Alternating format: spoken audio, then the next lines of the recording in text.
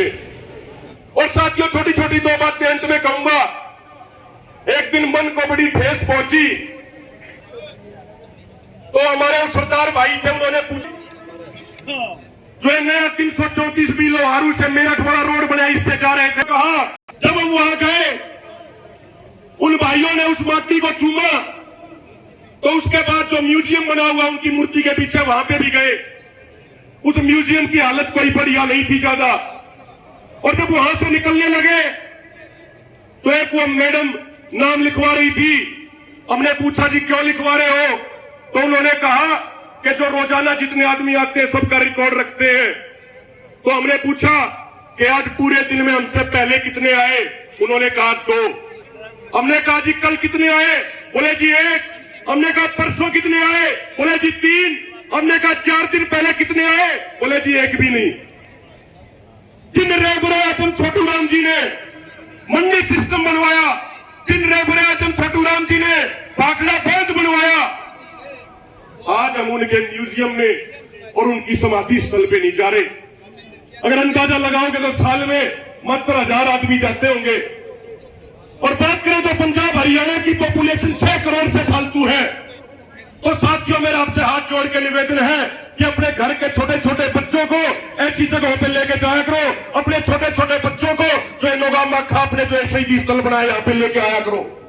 और हम आपसे, पूरी नौगामा खाप से हम ये वादा करते हैं कि आपसे प्रेरणा लेके अगले 1 साल के अंदर अपने पूरे इलाके में इसी तरीके के शहीद स्थलों का निर्माण हम कराएंगे और किसान आंदोलन के तमाम शहीदों की वहां मूर्तियां लगवाएंगे। ये आपसे वादा करके जाते हैं। किसान शहीद अमर रहे। साथियों, चौधरी राकेश टिकैत के ऊपर बेंगलोर में हमला हुआ। हम ये कहना चाहते हैं कि अकेले चौधरी राकेश टिकैत के ऊपर हमला नहीं है, ये भारत के 80 करोड़ किसानों के स्वाभिमान को ठेस पहुंचाने का काम भारतीय जनता पार्टी और आरएसएस के गुंडों ने किया है। ये बीजेपी आरएसएस वाले शायद भूल गए कि हम रहबरे आजम छोटू राम जी के वंशज हैं, हम चौधरी चरण सिंह के वंशज हैं, हम चौधरी महेंद्र सिंह टिकैत जी के वंशज हैं, हम मांगेराम मलिक जी के वंशज हैं, हम घासीराम नैन जी के वंशज हैं। यदि बात हमारे मान सम्मान पे आई, यदि बात हमारे स्वाभिमान पे आई, तो हम अपनी जान देने से भी पीछे नहीं हटेंगे, लेकिन मान सम्मान और स्वाभिमान के साथ कोई समझौता नहीं किया जाएगा।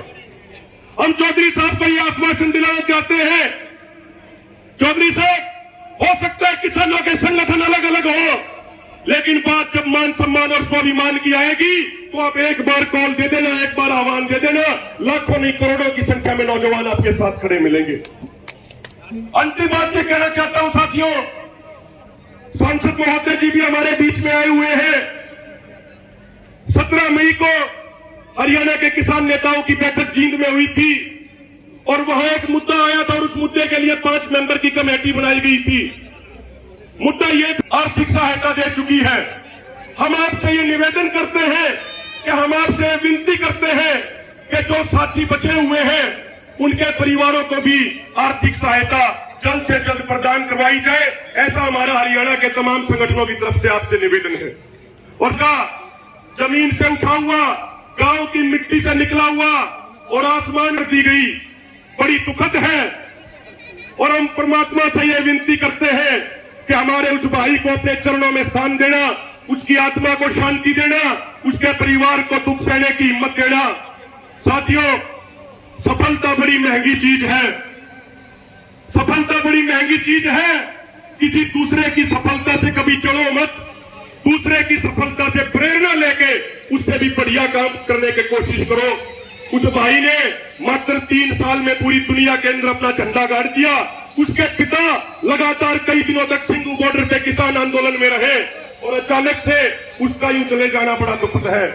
तो यहीं पे मैं अपनी वाणी को विराम कर देता हूं और आपसे निवेदन करूंगा कि इस पंचायत में जो साथी हैं, जो बुजुर्ग, जो माताएं बहनें बेटे, किसान अमर रहे, शहीद किसान अमर रहे,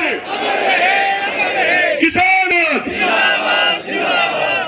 एकता जिंदाबाद। कोई गलती हो गई हो, कोई गलत शब्द